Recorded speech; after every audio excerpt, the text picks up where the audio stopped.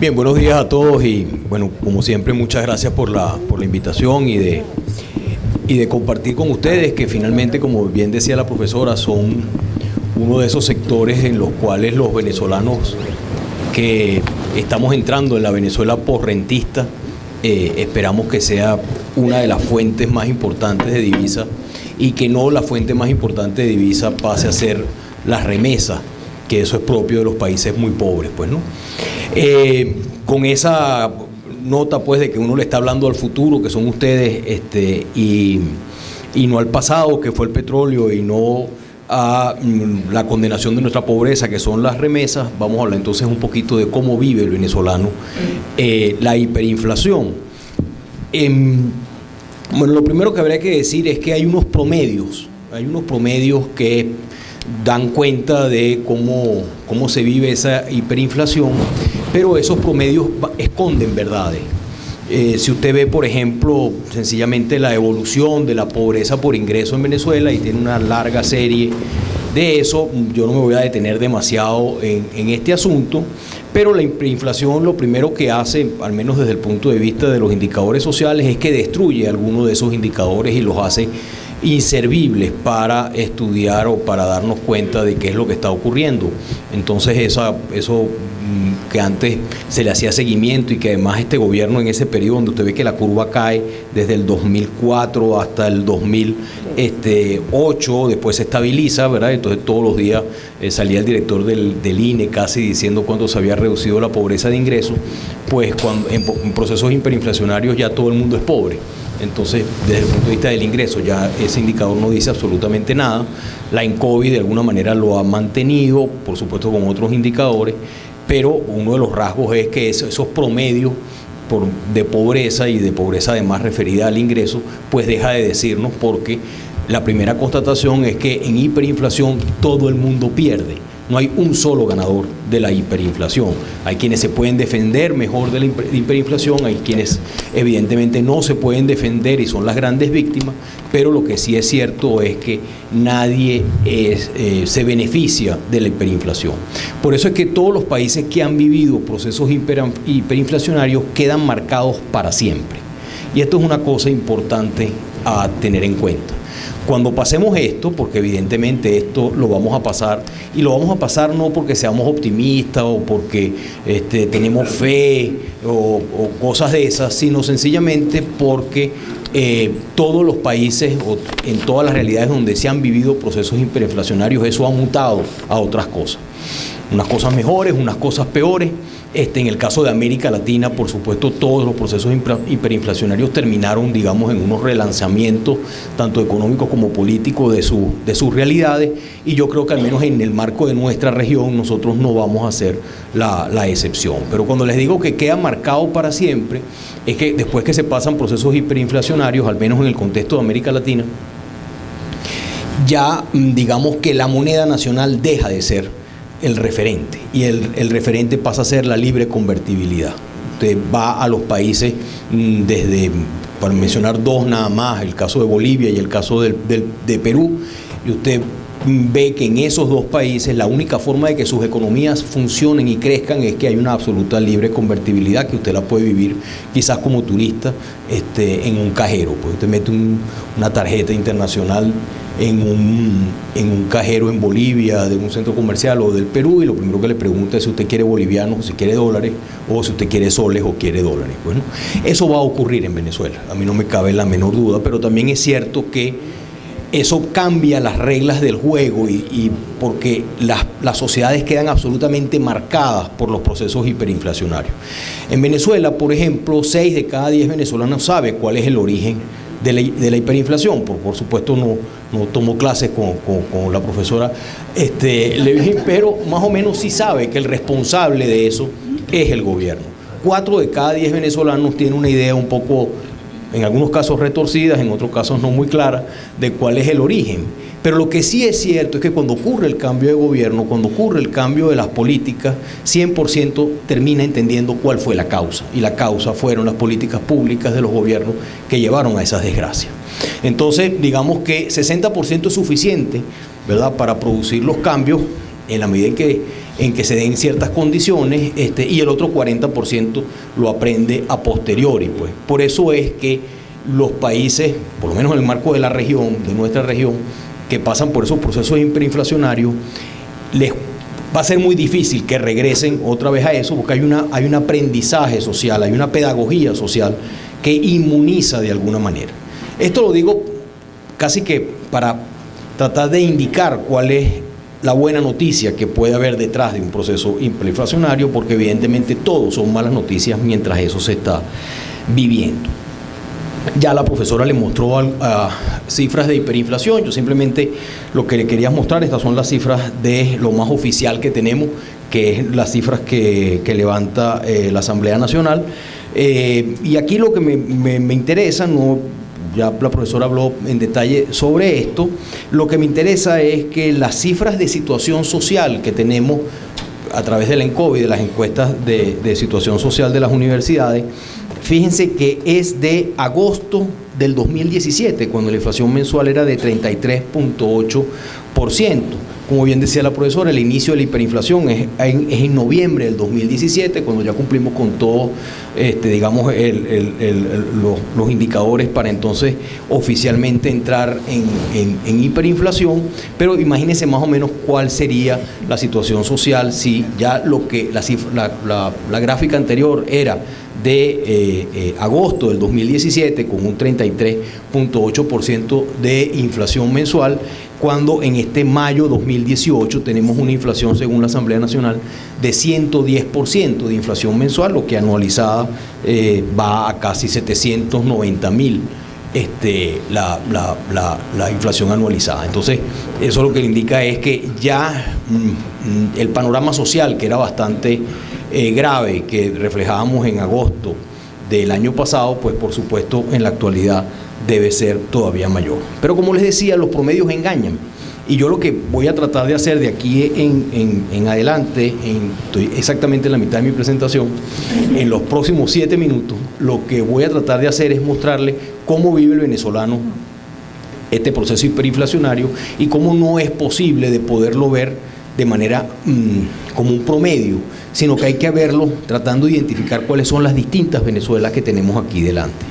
Una primera aproximación a las distintas Venezuelas es, por supuesto, geográfico, es la división político-territorial.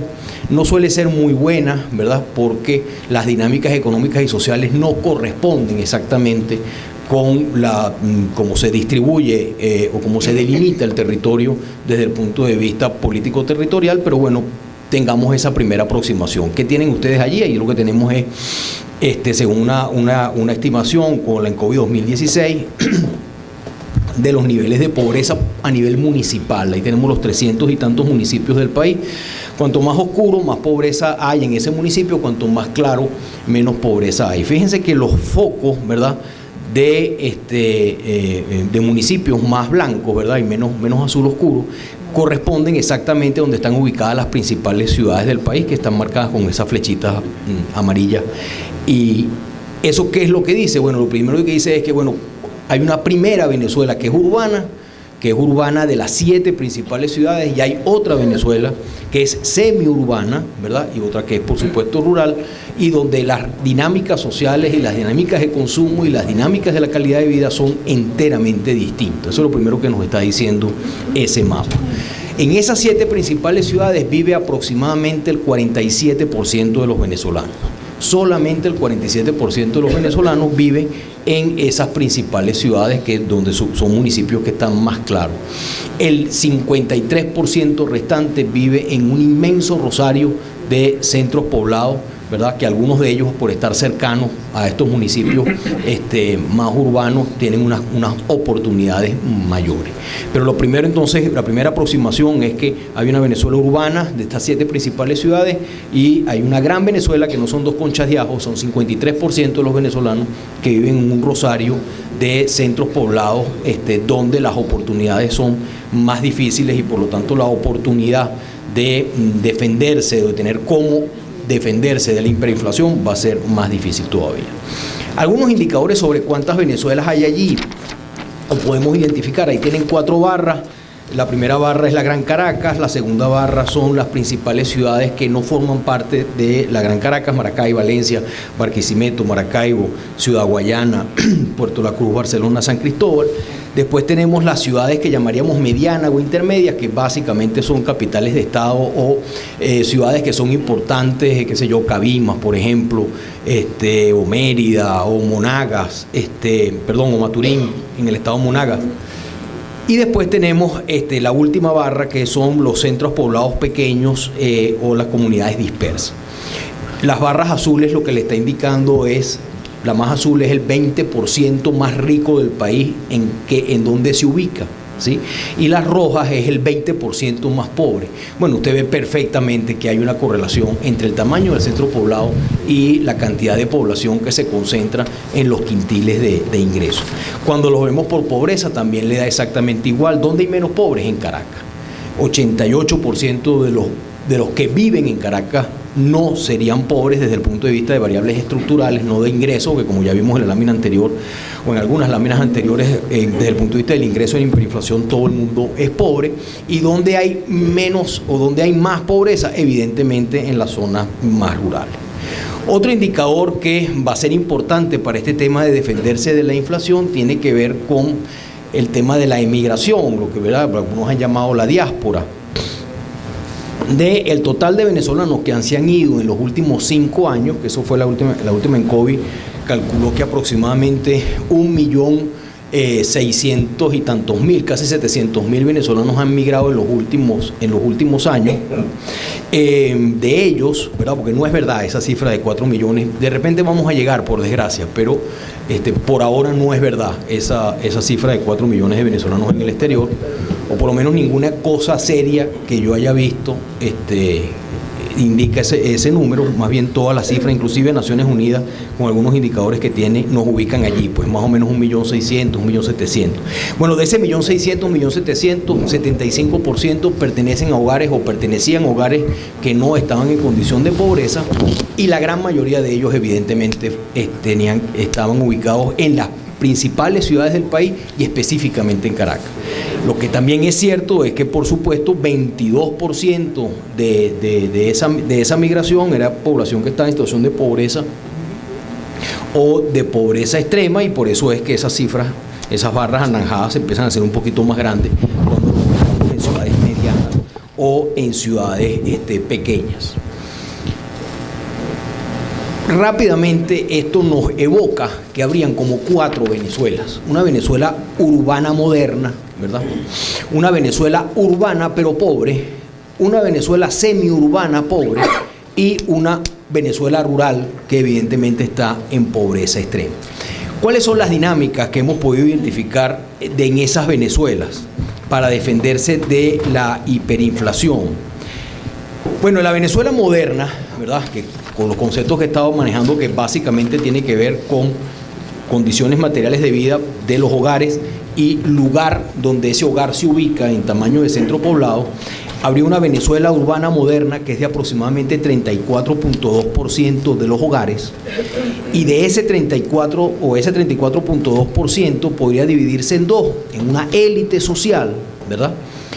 Esa élite social serían un 8.7% de los hogares del país, donde la forma como ellos se defienden de la hiperinflación, ¿verdad?, no es que son ganadores de la hiperinflación, porque aquí nadie gana, es en primer lugar con la posibilidad que ellos tienen de trasladar a sus clientes, ¿verdad?, si son profesionales de libre ejercicio profesional, si son directores de empresa, lo que sea, y le trasladan una parte nada más, porque si usted traslada completamente toda la inflación a sus precios, pues sencillamente no vende nada, pues, ¿no?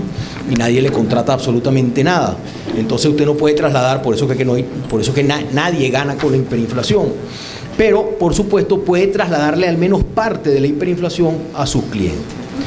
Lo segundo, evidentemente, son sectores, ese 8.7% de hogares, sus activos son personas que tienen una remuneración en divisa, al menos una parte, si no toda, su remuneración es en divisa, por lo menos una parte. Y cada vez más, ¿verdad?, todas las políticas de retención, de talento, etcétera, tiene ese componente. Es un componente que su nivel de formalidad es evidente muy bajo, pero ciertamente ahí hay una compensación. El tema de las remesas para esta élite social opera fundamentalmente para personas de la tercera edad. Eso también ha sido característico en la región, en América Latina. Normalmente los activos que quedan en el país son unos activos que si usted los vende, pues los regala, ¿sí? Entonces, normalmente lo que hacen los hogares que emigran es que los que se quedan, ¿verdad?, se quedan cuidando esos haberes, esos bienes durables, se quedan cuidando la casa, se quedan cuidando los vehículos, las propiedades, y normalmente tiende a ser personas de la tercera edad. Y esas personas de la tercera edad, pues entonces son los que reciben algún tipo de remesa. Entonces aquí la remesa pasa a ser importante, pero es básicamente cuando estamos en ese caso. Pero bueno, ese es el 8.7 de ese 34.2. Habría un sector medio calificado, que sería más o menos casi una cuarta parte del país, ¿verdad?, que es 25.5. Estos sectores ya no tienen menos posibilidad de defenderse de la hiperinflación. Hay unos cambios muy importantes en sus hábitos de consumo, podríamos describirlos, pero eso sería muy largo. En estos hogares existe la posibilidad de la compensación de remesas del hijo que se fue a Colombia o el hijo que está en tránsito hacia el Perú y que pasa $50, $60, $100, los que están más insertados. Evidentemente este es el sector que recibe con más frecuencia, y cuando digo más frecuencia es una vez al mes, una vez cada 2 meses, subsidios gubernamentales, fundamentalmente la fulana caja CLAPS, ¿verdad? Y lo más característico es que no solamente han ocurrido cambios importantes en los hábitos de consumo, sino además una reducción del consumo, donde hay algunos hábitos que sencillamente desaparecieron, ¿okay? Después estaría la Venezuela pobre, urbana, que eso es 40.2% de la población, y hay que distinguir entre los pobres urbanos que viven en las principales ciudades de los pobres urbanos que viven en las ciudades intermedias. Los pobres urbanos que viven en las ciudades principales, pues evidentemente también tienen una reducción severa del consumo, ya no es importante sino que es severa. Hay alguna posibilidad en más o menos un 15% de ellos nada más de recibir algún tipo de remesa, evidentemente inferior, pero muy poca.